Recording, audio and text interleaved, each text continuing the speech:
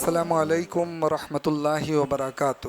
الحمد للہ رب العالمین وبہ نستعین وصلی اللہ علی رسولہ النبی الکریم، اما بعد، اعوذ باللہ من الشیطان الرجیم، بسم اللہ الرحمن الرحیم، والفجر ولیال عشر والشفع والوتر۔ تمام تعریفیں اللہ رب العزت کے لیے لائق و زیبا ہے، جو ہم سب کا خالق و مالک ہے، ہمارا مربی و پالنہار ہے، جو تنہا ہماری عبادتوں کا مستحق ہے۔ درود و سلام ہو اللہ تعالیٰ کے تمام نبیوں و رسولوں پر، بالخصوص ہمارے نبی محمد الرسول اللہ صلی اللہ علیہ وسلم پر۔ اللہم صلی علی محمد وعلی آل محمد کما صلیت علی ابراہیم وعلی آل ابراہیم انک حمید مجید۔ اللہم بارک علی محمد وعلی آل محمد کما بارکت علی ابراہیم وعلی آل ابراہیم انک حمید مجید۔ رب اشرح لی صدری ویسر لی امری واحلل عقدۃ من لسانی یفقہوا قولی۔ سبحانک لا علم لنا الا ما علمتنا انک انت العلیم الحکیم۔ محترم سامعین حضرات، یہ مہینہ جو چل رہا ہے ذی الحجہ کا مہینہ ہے، اور اسی مناسبت سے آج کے اس درس میں ذی الحجہ کے مہینے کی اور بالخصوص عشرہ ذی الحجہ کی کچھ فضیلتیں اور ان کے تعلق سے مختصراً کچھ احکام و مسائل درس میں انشاءاللہ پیش کیے جائیں گے۔ ذی الحجہ یہ سن ہجری کا یا اسلامی کیلنڈر کا سب سے اخیر کا مہینہ ہے، 12واں مہینہ ہے۔ اور ذی الحجہ لفظ ذو الحجہ اور ذی الحجہ دونوں طریقے سے بولا جاتا ہے۔ ایک فرق ذو الحج اور ذی الحج۔ دوسرا فرق اس میں یہ ہے کہ جو حج لفظ بول رہے ہیں حجہ، یہ ہی لفظ ہا کے زیر اور زبر دونوں کے ساتھ بولا جاتا ہے، یعنی ذو الحج بھی بول دیے، ذو الحج بھی بولتے ہیں۔ اور یہ نام اس مہینے کا رکھا گیا ہے دو وجوہات پر۔ ایک وجہ جو بالکل عام ہے، جس کو ہم سب جانتے ہیں کہ اس مہینے میں فریضہ حج کی ادائیگی کی جاتی ہے، تو اس مناسبت سے مہینے کا نام ذو الحج ہو گیا۔ دوسری ایک وجہ جو بہت کم لوگ جانتے ہیں وہ یہ کہ حجہ لفظ جو ہے یہ سال کے لیے بھی استعمال ہوتا ہے، اور اس مہینے میں ہمارا سال مکمل ہو جاتا ہے، اس سبب اس مہینے کو ذو الحجہ کہا جاتا ہے۔ آگے چلے، اس مہینے کی قرآن و حدیث میں کچھ فضیلتیں موجود ہیں جو اس مہینے کو خصوصیت کے ساتھ حاصل ہے۔ نمبر ایک، یہ مہینہ سال کے ان 4 حرمت والوں میں سے ایک ہے جن کا احترام کرنے کا حکم اللہ تعالیٰ نے ہم کو دیا ہے۔ اللہ تعالیٰ قرآن میں فرماتے ہیں سورہ توبہ کے اندر، ان عدت الشہور عند اللہ 12 شہرا فی کتاب اللہ یوم خلق السماوات والارض منها 4 حرم۔ مہینوں کی گنتی اللہ رب العالمین کے نزدیک 12 ہے۔ یہ اس وقت سے جب سے اللہ نے زمین و آسمان بنائے، اور ان 12 میں 4 مہینے حرمت والے اللہ تعالیٰ نے رکھے ہیں۔ محمد رسول اللہ صلی اللہ علیہ وسلم وضاحت کیے یہ حرمت والے کے مہینے کون سے؟ فرمایا ذی قعدہ، ذی الحجہ، محرم، 3 متوالیات، یہ 3 مہینے جو ہے یہ مسلسل آتے ہیں۔ ذی قعدہ، ذی الحجہ جو ابھی رننگ میں ہے، اور محرم جو اس کے بعد والا ہے، اور چوتھا مہینہ رجب کا مہینہ ہے جو حرمت والا مہینہ ہے۔ ان 4 مہینوں کا احترام کرنے کا اسلام نے خصوصیت کے ساتھ ہم کو حکم کیا ہے۔ اس مہینے کی دوسری فضیلت یہ کہ یہ مہینہ حج کا مہینہ ہے۔ قرآن نے کہا الحج اشہر معلومات، حج کے اللہ تعالیٰ نے مہینے متعین کر دیے۔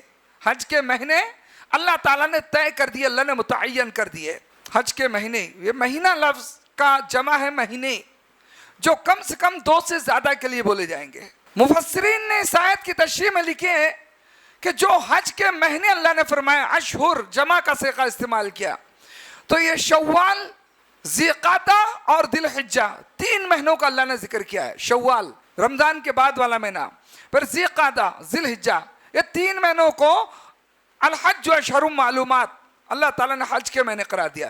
ان میں سے شوال اور ذی قعدہ کا جو مہینہ ہے یہ سفر ہے حج کے مہینے، ان مہینوں میں حج کا سفر کیا جاتا ہے۔ اور ذی الحجہ جو ہے یہ عمل حج کا مہینہ ہے کہ اس مہینے میں عملی طور پر حج ادا کیا جاتا ہے. یہ فضیلت عملی حج کی کسی اور مہینے کو حاصل نہیں ہے.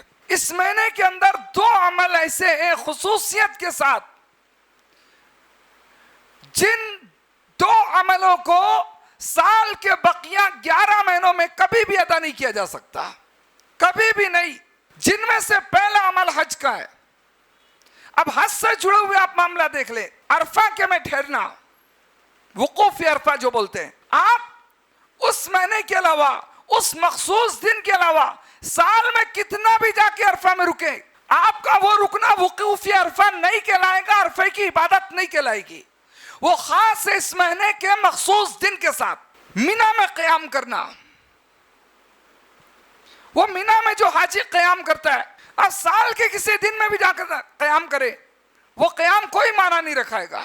وہ عبادت کی حیثیت سے صرف وہ قیام شمار کیا جاتا ہے جو اس مہینے کے مخصوص ایام میں ہو. حج سے جڑی ہوئی تیسری عبادت جمرات، کنکری مارنا شیطان کو. آپ بقیہ دنوں میں جا کر پتھر گھوٹے جو اس کو مارے، جتنا چاہے مارے، وہ مارنا بے فائدہ بے مطلب ہے.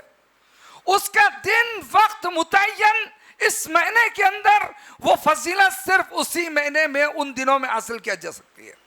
تو پہلا تو یہ حج کے ارکان جو ہے نا، وہ بقیہ دنوں میں آپ کبھی بھی نہیں کر سکتے.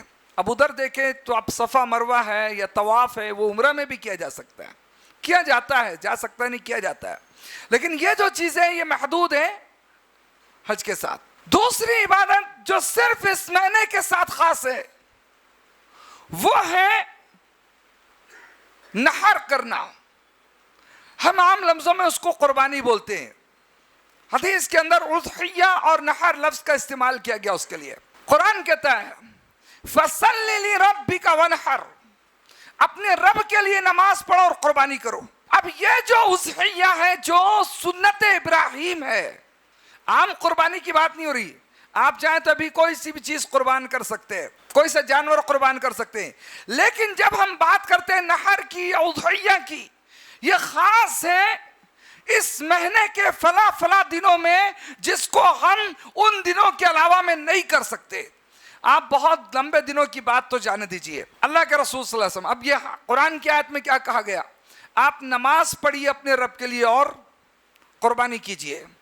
محمد صلی اللہ علیہ وسلم کی حدیث دیکھیں، اللہ کے رسول صلی اللہ علیہ وسلم فرماتے ہیں جس شخص نے نماز کے بعد قربانی کی اس نے قربانی کی، اور جس شخص نے عید الاضحیٰ کی نماز سے پہلے قربانی کر لی، وہ پھر قربانی کوئی معنی نہیں رکھاتی. اس کی قربانی ہے نہیں، وہ عام ذبیحہ ہے جس کو گوشت کھانے کے لیے کر لیا جاتا ہے. قربانی نہیں شمار کیا جائے گا. وہ قربانی کب شمار کیا جائے گا؟ جب اس کے محدود وقت کے اندر اس کو کیا جائے. یہ اللہ رب العالمین نے اس مہینے کو فضیلت دی ہے. اس کے علاوہ بقیہ دنوں کے اندر اس فضیلت کو آپ تلاش کریں، یہ فضیلت کسی حالت میں بھی حاصل نہیں کی جا سکتی. اس مہینے کی ایک فضیلت جو صحیح بخاری کی ایک حدیث سے معلوم پڑتی ہے کہ مہینہ دین کی تکمیل کا مہینہ ہے. دین مکمل ہوا اس مہینے کے اندر. صحیح بخاری کے اندر ایک حدیث ہے کہ یہودی لوگ عمر بن خطاب رضی اللہ تعالیٰ عنہ کے پاس آئے تھے اور فرمایا کہ تم ایک ایسی آیت کی تلاوت کرتے ہو، ایک ایسی آیت پڑھتے ہو کہ اگر وہ آیت ہم میں نازل ہوتی تو اس کے نازل ہونے کے دن کو ہم عید کا دن بنا لیتے. عمر بن خطاب رضی اللہ تعالیٰ عنہ فرمائے میں وہ آیت جانتا ہوں، اس آیت کے نازل ہونے کا دن بھی جانتا ہوں، وہ آیت کب اور کہاں نازل ہوئی تھی وہ بھی جانتا ہوں، یہ سب چیز کا مجھ کو علم ہے. پھر انہوں نے وہ آیت پڑھ کر بتلائی، وہ ہے الیوم اکملت لکم دینکم واتممت علیکم نعمتی ورضیت لکم الاسلام دینا. کہا یہ وہ آیت ہے جو محمد رسول اللہ صلی اللہ علیہ وسلم پر عرفے کے میدان میں نازل ہوئی، اور ہم سب بھی اس وقت عرفے کے میدان میں موجود تھے. اور راوی کو شک ہے کہ عمر رضی اللہ تعالیٰ نے یہ بھی کہا کہ وہ دن جمعے کا دن تھا. دین کی تکمیل کا مہینہ ہے یہ. اس مہینے کو خصوصیت حاصل ہے کہ اس مہینے کے علاوہ کسی دوسرے مہینے کو یہ خصوصیت حاصل نہیں. ایک خوبی جو اس مہینے کو اور حاصل ہے وہ یہ کہ اس مہینے میں مسلمانوں کے 2 خوشی کے دنوں میں سے ایک دن موجود ہے، 2 تیوہاروں میں سے ایک تیوہار موجود ہے۔ حضرت انس بن مالک رضی اللہ تعالیٰ عنہ کہتے ہیں، سنن نبی داؤد کی روایت ہے کہ اللہ کے رسول صلی اللہ علیہ وسلم جب مدینہ تشریف لائے تو آپ نے دیکھا وہاں لوگوں کے 2 خوشی کے دن موجود ہیں۔ اللہ کے رسول صلی اللہ علیہ وسلم نے ان سے پوچھا یہ کیا ہے؟ لوگوں نے کہا کہ بھائی جاہلیت میں ہم ان دنوں میں خوشی منایا کرتے تھے۔ تب اللہ کے رسول صلی اللہ علیہ وسلم ان کو فرمائے کہ اللہ تبارک و تعالیٰ نے تم کو اس سے بہتر 2 دن عطا فرمائے، وہ ایک ہے عید الاضحیٰ اور دوسرا ہے عید الفطر۔ تو عید الاضحیٰ کا جو دن ہے وہ اس مہینے میں ہے، اس مہینے کی خصوصیت ہے، اس مہینے کی ایک خوبی ہے، اس کی فضیلت ہے۔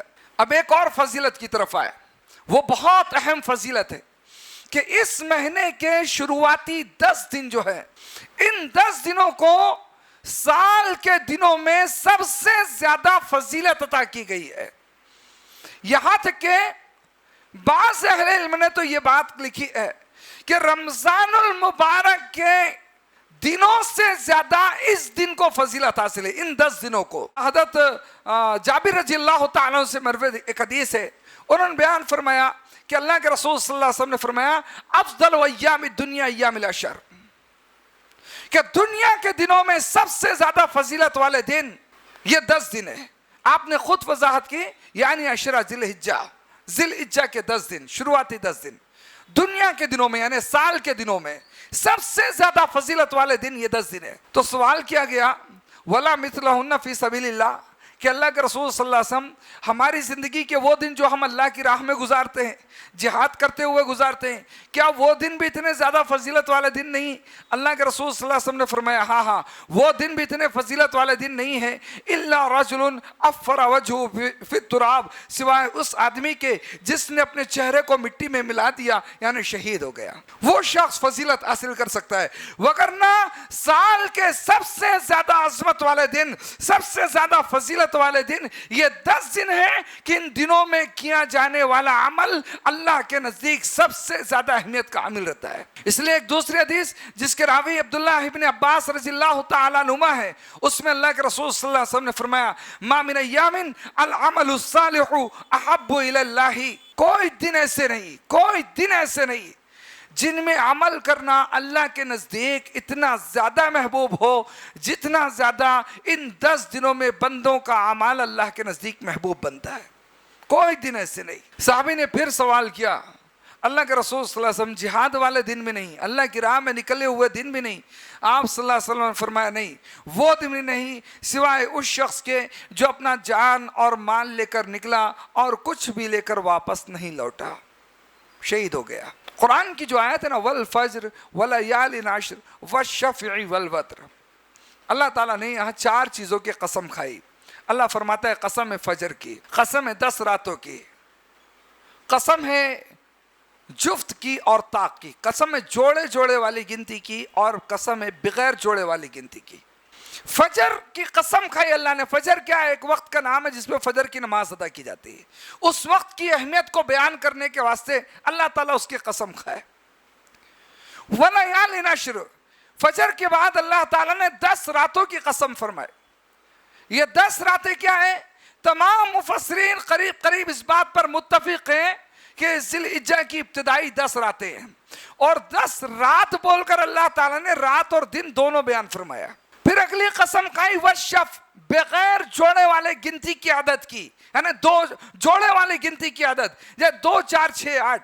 تو یہ جو اللہ رب العالمین نے قسم کھائی، مفسرین لکھے ہیں کہ یہ ذی الحجہ کی 10ویں تاریخ ہے جس کی اللہ نے یہاں قسم کھائی۔ اور پھر ایک قسم اور کھائی یہ بے جوڑا والی گنتی کی، مفسرین اس کی وضاحت کرے یہ وہ گنتی ہے، یہ گنتی جو اللہ نے بے جوڑا کھائی ہے یہ عرفے کا دن ہے جو اس مہینے کی 9ویں تاریخ ہوتی ہے۔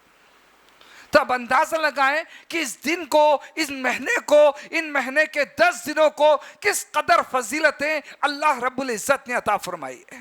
امام ابن تیمیہ رحمۃ اللہ علیہ سے یہ سوال کیا گیا کہ ذی الحجہ کے پہلے کے 10 دن یہ زیادہ فضیلت والے ہیں کہ رمضان المبارک کے اخیر کے 10 دن وہ زیادہ فضیلت والے ہیں؟ امام ابن تیمیہ رحمۃ اللہ علیہ اس کے جواب میں فرمائیں کہ اگر ہم صرف راتوں کی بات کریں تو رات جو ہے وہ رمضان کے مہینے کی آخر عشرے کی 10 راتیں زیادہ فضیلت والی ہیں، اور اگر ہم دن رات کی بات کریں یا دنوں کی بات کریں تو وہ عشرہ ذی الحجہ کے شروع کے 10 دن وہ زیادہ فضیلت والے ہیں۔ حافظ ابن حجر رحمۃ اللہ علیہ نے لکھا کہ ان دنوں کو اس سبب فضیلت حاصل ہے کہ اس میں ان 10 دنوں میں امہات العبادات کو جمع کر دیا گیا ہے، یعنی عبادت کی تمام بنیادی عبادتیں جو ہیں وہ سب کے سب ان دنوں میں جمع کر دی گئی۔ یہاں نماز بھی ہے، یہاں روزہ بھی ہے، یہاں حج بھی ہے، یہاں زکوٰۃ بھی ہے، یہاں ہر قسم کا اچھا عمل موجود ہے۔ اب ثواب کی بات دیکھیں، ثواب کیسا دیا جاتا ہے۔ رمضان کا مہینہ بڑی فضیلت والا، بڑا عظمت والا مہینہ ہے۔ رمضان کے روزے اسلام کی بنیاد ہیں۔ رمضان کے روزوں کا ثواب، اس کا حقیقی ثواب اللہ کے سوا کوئی نہیں جانتا۔ حدیث کے اندر موجود ہے نا، الصوم لی وانا اجزی بہ، اللہ کے رسول نے فرمایا، اللہ فرماتا ہے روزے دار نے روزہ میرے لیے رکھا ہے، میرے خاطر رکھا ہے، میں اس کا اجر دوں گا، جو چاہے گا اللہ تعالیٰ اس کا اجر دے گا۔ دوسری حدیث کے اندر ہے، اللہ کے رسول نے فرمایا کہ روزے دار کے لیے 2 وقت خوشی کے ہیں، ایک افطار کا وقت، ایک وہ وقت جب وہ میرے پاس حاضر ہوگا اور میں اس کو روزے کا اجر دوں گا تو وہ اجر دیکھ کر خوش ہو جائے گا۔ یہ روزے کا ثواب بے انتہا ثواب ہے۔ لیکن اس کے علاوہ رمضان کے مہینے کی جو فضیلت بیان کی گئی ہے، اس فضیلت میں یہ بات ذکر ہے کہ ایک رمضان دوسرے رمضان کے درمیان میں ہونے والے گناہوں کا کفارہ بن جاتا ہے۔ یہ سنا ہوگا ہم نے، ایک رمضان 30 یا 29 دنوں کا ایک مہینہ ہے، اس پورے مہینے کی یہ فضیلت ہے کہ ایک رمضان دوسرے رمضان کے درمیان میں ہونے والے دنوں کا کفارہ بنتا ہے۔ یہ ایک مہینے کی فضیلت۔ اب آئیے ان 10 دنوں میں جو عشرہ ذی الحجہ کے 10 دن ہے، اس 10 دنوں میں ایک دن ہے عرفے کا دن، اس کی فضیلت سنا ہے؟ اس عرفے کے ایک روزے کے تعلق سے محمد رسول اللہ صلی اللہ علیہ وسلم کیا فرمائے کہ عرفے کے ایک دن کا روزہ 2 سال کے گناہ کا کفارہ ہے۔ یعنی ہم جب رمضان کی فضیلت دیکھیں وہ 1 سال کے گناہوں کا کفارہ بنتی ہے، لیکن عرفے کے ایک دن کا روزہ 2 سال کے گناہوں کا کفارہ بن رہا ہے۔ آپ اندازہ لگا سکتے ہیں کہ ان 10 دنوں میں کیے جانے والے عمل کا ثواب اللہ کتنا بڑا کر عطا فرماتا ہے۔ عبداللہ ابن عمر رضی اللہ تعالیٰ عنہ کی بیان کردہ ایک حدیث ہے، اس میں کہتے ہیں کہ اللہ کے رسول صلی اللہ علیہ وسلم نے فرمایا ان 10 دنوں میں کیے جانے والے اعمال اللہ کے نزدیک بہت اچھے عمل ہوتے ہیں، بہت بہترین عمل ہوتے ہیں۔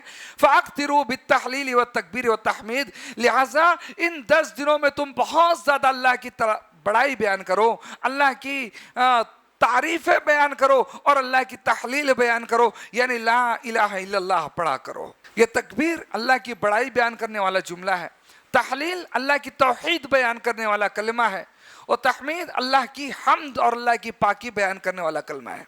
اس کو مجموعی طور پر ہم بول سکتے ہیں اللہ اکبر، لا الہ الا اللہ، واللہ اکبر وللہ الحمد۔ اس پورے کلمے کے اندر اللہ کی توحید، اللہ کی تکبیر اور اللہ کی تحمید، یہ تینوں چیزیں بیان کر دی گئی۔ اس کے علاوہ بھی کوئی ایسے کلمات ہیں، ایسے بہت سے کلمات ہیں کہ ان کلمات کے ذریعے ہم اللہ تعالیٰ کی تعریف بیان کر سکتے۔ مثال کے طور پر لا الہ الا اللہ وحدہ لا شریک لہ لہ الملک و لہ الحمد و علی کل شیء قدیر۔ حدیث کے اندر ہے کہ تمام انبیاء علیہ السلام، گزشتہ تمام انبیاء علیہ السلام عرفے کے دن اس کلمے کو بہت زیادہ پڑھا کرتے تھے۔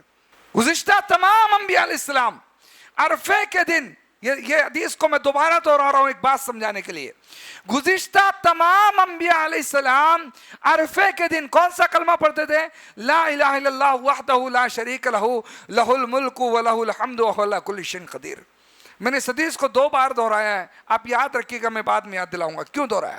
ان 10 دنوں میں ابتدا کے 9 دن یعنی ذی الحجہ کا وہ عید الاضحیٰ کا دن چھوڑ کر بقیہ کے 9 دن یہ نفل روزوں کے دن ہے۔ ازواج مطہرات میں سے کسی نے بیان کیا، راوی کو شک ہے وہ اس بیوی کا نام بھول گئے، تو انہوں نے یہ کہا کہ ازواج مطہرات میں سے کوئی تھی، انہوں نے یہ حدیث بیان کی کہ کان رسول اللہ صلی اللہ علیہ وسلم یصوم 9 ذی الحجہ، کہ اللہ کے رسول صلی اللہ علیہ وسلم ذی الحجہ کے مہینے کے 9 روزے رکھا کرتے تھے۔ نفل روزے ہیں، نفل روزے۔ ہم اگر اپنے اندر یہ طاقت پاتے ہیں کہ 9 روزے رکھیں، رکھنا چاہیے۔ اگر 9 نہیں بھی رکھ سکتے تو کوشش کرنا چاہیے کہ ان دنوں میں زیادہ سے زیادہ نفل روزے رکھیں، کیونکہ ان دنوں میں کیے جانے والا کوئی بھی عمل اللہ کو اتنا محبوب ہے کہ سال کے کسی دن میں بھی آپ نفل روزہ رکھ رہے اتنا زیادہ ثواب نہیں پا سکتے جتنا ثواب ان 9 دنوں کے اندر میں نفل روزے کا اللہ کے نزدیک ہے، سال میں کبھی بھی نہیں حاصل کر سکتے۔ وہ لوگ ذکر کرتے ہیں کہ نا رمضان اللہ کی طرف سے آفر کا مہینہ ہے، آپ اتنا کرو اتنا پاؤ، اتنا کرو اتنا پاؤ، اس سے زیادہ ثواب اللہ نے ان 10 دنوں میں رکھ دیا ہے، اس سے زیادہ ثواب۔ آج امت اس کی طرف توجہ نہیں دیتی، بے انتہا فضیلت ہے ان دنوں میں عمل کی۔ اس لیے جب ہم اسلاف کو دیکھیں گے تو اسلاف کے اعمال، نفل عبادتیں، نفل روزے، نفل نمازیں، قرآن کی تلاوت، نفل صدقہ و خیرات ان 10 دنوں کے اندر میں بہت زیادہ بڑھ جایا کرتا تھا۔ ان 10 دنوں میں ایک عرفے کا روزہ بھی ہے، عرفے کا روزہ، عرفے کا دن، عرفے کا روزہ، یہ 2 الگ الگ چیزیں سمجھیں۔ عرفے کے دن کی جب ہم فضیلت دیکھیں تو اللہ رب العالمین اس دن اتنے زیادہ لوگوں کے گناہوں کی مغفرت فرماتا ہے کہ سال کے کسی دن میں اتنے لوگوں کی گناہوں کی مغفرت نہیں ہوتی جتنا عرفے کے دن ہوتی ہے۔ اس لیے کہتے ہیں کہ عرفے کا دن سال کے دنوں کا سردار ہو جاتا ہے۔ دوسری چیز عرفے کی دعا، وہ ابھی میں نے بتلایا، لا الہ الا اللہ وحدہ لا شریک لہ لہ الملک ولہ الحمد وہو علی کل شیء قدیر۔ اکثر لوگوں کو یاد رہتی ہے، نماز کے بعد بھی یہ ذکر کیا جاتا ہے، صبح شام کی دعا میں بھی یہ ذکر شامل ہے، اس لیے اس دعا کو عرفے کے دن کثرت سے پڑھے۔ تیسری چیز عرفے کا روزہ۔ اب عرفے کا روزہ اس کے تعلق سے حدیث میں موجود ہے، پہلے ذکر کیا میں نے 2 سال کے گناہوں کا کفارہ ہے۔ اب ہمارے یہاں یا موجودہ دور میں یہ مسئلہ ہے کہ اختلافی بنائے کہ عرفے کا روزہ کب رکھے۔ دیکھیں اختلافی مسئلہ بنا لیا گیا ہے، نہیں زبردستی کا بنا دیا گیا۔ محترم دوستو، صاف ستھری بات جس کو ہم بڑے آسان لفظوں میں کہہ سکتے ہیں کہ ہمارے یہاں کی چاند کی جو 9 تاریخ ہے اس تاریخ کو ہمیں روزہ رکھنا ہے۔ آپ کہیں گے ایسا کیوں، اس دن تو حاجی میدان عرفہ میں نہیں ہے، ایسا کیوں؟ یہ دن کو تو فضیلت اس سبب حاصل ہے کہ اس دن حاجی میدان عرفہ میں رہتے ہیں۔ آپ جو آپ کے یہاں کی 9 تاریخ بتلا رہے ہیں اس دن تو وہ عرفہ کے میدان میں نہیں رہتے، تب ہم کیوں رہیں؟ یاد رکھیں یہ روزہ رکھا ہی گیا ہے غیر حاجیوں کے لیے۔ اول بات، حاجیوں کے لیے روزہ نہیں ہے، حاجی کے لیے یہ روزہ نہیں ہے، یہ روزہ غیر حاجی کے لیے رکھا گیا ہے۔ دوسری چیز، اللہ کے رسول صلی اللہ علیہ وسلم حج کب کیا اپنی زندگی میں؟ کب کیا حج؟ اپنی زندگی کے آخر سال میں آپ صلی اللہ علیہ وسلم حج کیے۔ یہ روزہ آپ صلی اللہ علیہ وسلم اس سے پہلے بھی رکھا کرتے تھے، تب تو کوئی حاجی عرفہ کے میدان میں پہنچا ہی نہیں تھا، یہاں تک کہ حج فرض بھی نہیں ہوا تھا تب بھی روزہ رکھا جاتا تھا۔ کب رکھتے تھے؟ تب کب رکھتے؟ اس مہینے کی 9 تاریخ کو۔ یہ تو نہیں دیکھا جاتا کہ ابھی حاجی میدان عرفہ حج بھی فرض نہیں ہوا تھا تب رکھا جاتا تھا۔ میں نے آپ کے سامنے ایک بات کہی تھی کہ جو عرفے کی دعا والی میں حدیث 2 بار ریپیٹ کر رہا ہوں، اس کو دھیان سے سنیے گا۔ اس میں یہ بات ہے کہ گزشتہ تمام انبیاء علیہ السلام عرفے کے دن دعا پڑھتے تھے۔ کون سا عرفہ جی؟ اس وقت کون عرفہ؟ کون سا حاجی اس میدان میں جمع ہے تب وہ انتظار کریں کہ حاجی میدان میں جمع ہو تو ہم دعا پڑھیں؟ کون سا حج ہوتا تھا؟ جی نہیں، اس مہینے کی جو 9 تاریخ ہوا کرتی تھی وہ 9 تاریخ اصلاً سب کے لیے عرفے کا دن تھا۔ ہمیں ایک بات بہت اہم یاد رکھنا چاہیے، بہت اہم بات۔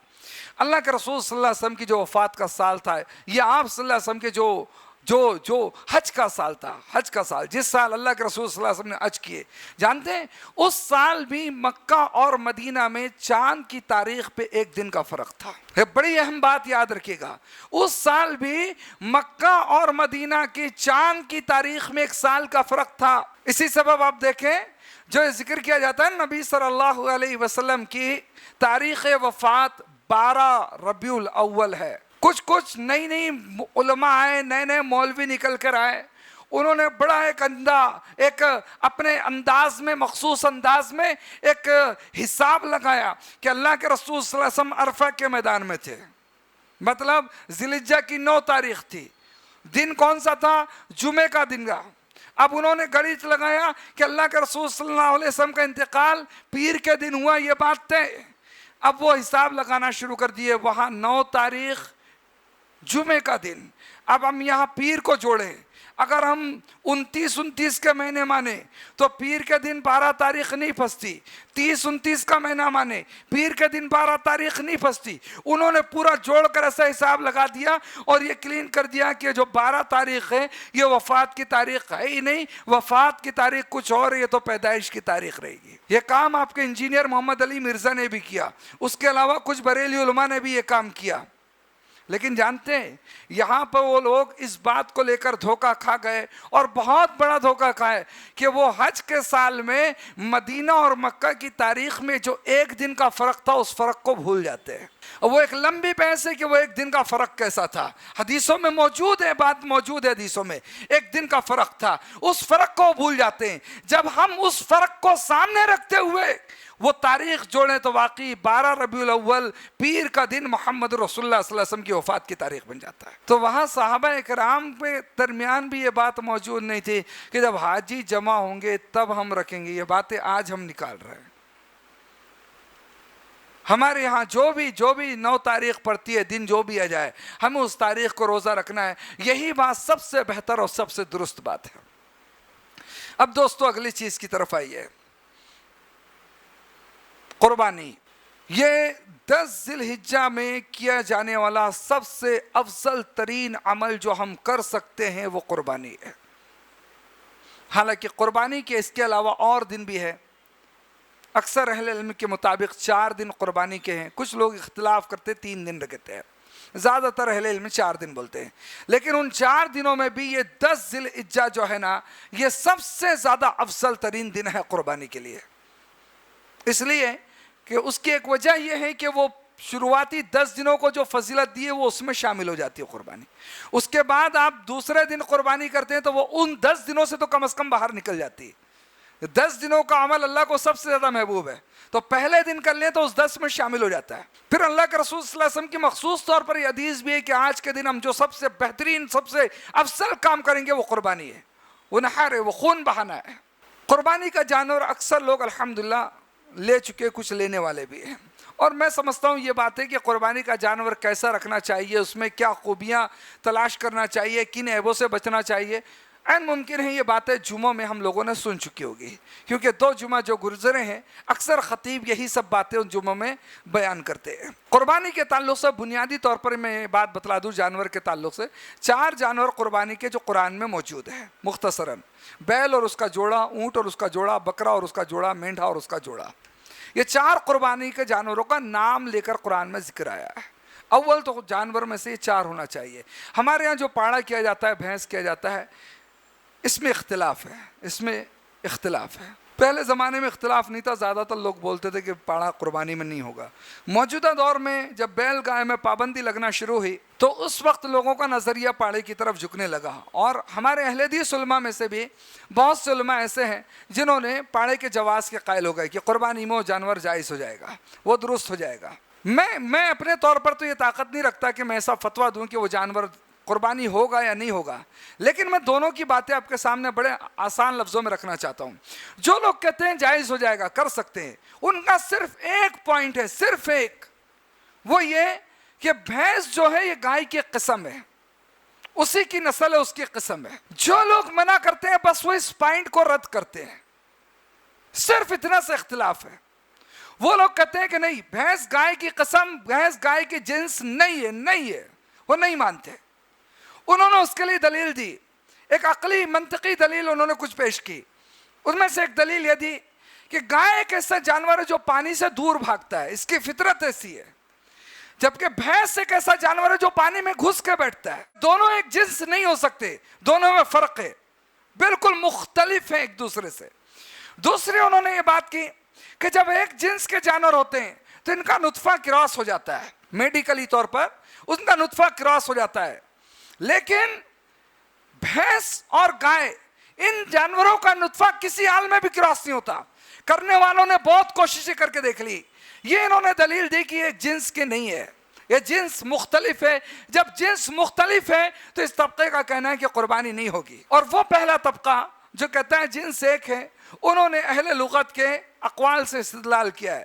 بہت سارے لغت ڈکشنری لکھنے والے، عربی ڈکشنری لکھنے والے، انہوں نے ڈکشنری میں یہ بات لکھی ہے کہ بھینس جو ہے گائے کی ایک جنس ہے. انہوں نے اور بھی چیزوں کو لکھا ہے، یہ ہرن کو بھی بکری کی جنس قرار دیا ہے، زیبرا جو ہے اس کو بھی گائے کی جنس قرار دیا ہے، نیل گائے جو ہے اس کو بھی گائے کی جنس قرار دیا. انہوں نے یہ باتیں بھی لکھی ہیں، لیکن ان چیزوں کو یہاں لوگ ترک کر دیتے ہیں اور بھینس ملا کر بالکل مضبوطی سے فٹ کر دیا. اب کرنا یا نہیں کرنا یہ میں بات نہیں بولوں گا، بات یہ تھی جو ان لوگوں کا آپس کا اختلاف ہے وہ میں نے رکھا ہے. اچھا، یہ اختلاف ابھی سے نہیں ہے، یہ اختلاف بہت پرانا ہے، بہت پرانا. جب اختلاف ہے تو اس کی وجہ، اس کی بنیاد پر یہ چیز ہم کو ملے گی کہ پہلے کے لوگوں کے بھی مختلف اقوال مل جائیں گے. ہو سکتا ہے پہلے میں سے کسی کا قول مل جائے کہ کر سکتے ہیں، دلیل نہیں، قول مل سکتا ہے. اخیر اہم چیز، ناخنوں کا تراشنا، بالوں کا تراشنا، یہ مسئلہ جو جڑا ہوا ہے یہاں پہ وہ یہ کہ یہ سب کام قربانی کے بعد یا جس کی قربانی نہیں ہے نماز کے بعد کرنا. اچھا، جانور کی بات چل رہی تھی. جانور میں ایک اہم چیز جس کو بہت سے لوگ بار بار فون کر کے سوال کرتے ہیں، حدیث کے اندر یہ بات موجود ہے، لا تذبحوا الا مسنہ، تم لوگ قربانی میں جانور ذبح نہ کرو سوائے دانتے کے. دوسرے لفظوں میں دانتا جانور ہی قربانی کرو. لا تذبحوا، قربانی مت کرو، الا مسنہ، مگر دانتا. یہ بالکل ایسا کلمہ ہے، لا الہ الا اللہ. ہم جانتے ہیں کہ اس معاملے میں اللہ نے کہا کوئی معبود نہیں ہے سوائے اللہ کے، وہاں کا کوئی قربانی نہیں سوائے دانتے جانور کے، دانتے ہی کرنا ہے. ہاں، پھر حدیث کے اگلے الفاظ ہے، الا ان یعسر علیکم فتذبحوا جزءا من الظان، اگر دانتا پانا مشکل ہو جائے تم پر، کوشش کے باوجود بھی تم کو دانتا جانور نہیں مل رہا ہے، تو تم پھر مینڈے کا 1 سال کا بچہ ذبح کر سکتے ہو. اس کو 1 سال کی جو عمر ہے اس کو خاص کر دیا گیا مینڈے میں، لیکن اس کو بھی اس شرط کے ساتھ خاص کیا ہے کہ آپ کو دانتا نہیں مل رہا ہے. یعنی عام حالت میں بھی 1 سال کا مینڈا نہیں، جب آپ کو دانتا مل ہی نہیں رہے تب آپ 1 سال کے مینڈے کی طرف جا سکتے ہیں. اب بہت ساری دفعہ لوگ فون کرتے رہتے ہیں، 13 مہینے کا ہو گیا ہے دانت نہیں ہے. بھائی مت کرو، اللہ کے رسول نے فرمایا دانتا کرنا ہے. 14 مہینے کا ہو گیا، فون آتے رہتے، پورا 1 سال کا ہو گیا ہے، مت کرو، اللہ کے رسول نے منع کر دیا ہے، نہیں کرنا ہے، صرف دانتا جانور کرنا ہے. دانتا مطلب دودھ کے دانت، ہماری عام زبان میں بولے دودھ کے دانت ٹوٹ کر دوسرے دانت آ جانا، اس کو بولتے ہیں دانتا. اب وہ 1 سال سے کم میں بھی ہو جائے، 9 مہینے کا بکرا ہے، مان لیجیے اس کے دودھ کے دانت ٹوٹ کے دوسرے دانت آ گئے، قربانی کا جانور بن گیا. وہ 10 مہینے کا قربانی کا جانور بن گیا. یہ چیز دیکھنا ضروری ہے ہر جانور کے اندر. یہ لوگ انہوں نے قید کر دی، انہوں نے کہا کہ بکرا بکری ہے 1 سال میں ہم قربانی کر لیں گے، بیل ہے ہم 2 سال کا ہوا قربانی کر لیں گے، پاڑا ہے 2 سال کا ہو گیا قربانی کر لیں گے. سال کی کوئی قید ہی نہیں ہے قربانی میں، دانتا جانور ہونے کی قید ہے. آپ دانتا دے کے ہو گیا قربانی کر لے. عیب جن سے بچنا ہے، لوگ بار بار فون کرتے رہتے ہیں.